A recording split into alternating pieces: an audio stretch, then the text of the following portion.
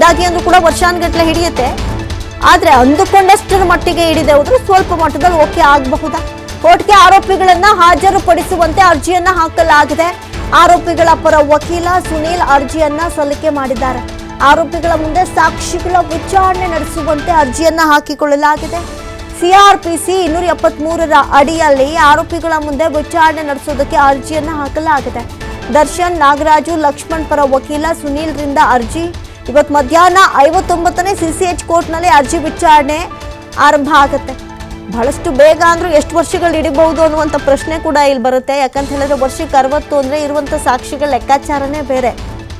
ಅಲ್ಲಿಗೆ ಎಷ್ಟು ಡಿಲೇ ಆಗಬಹುದು ಅಂದಾಜಿರುತ್ತೆ.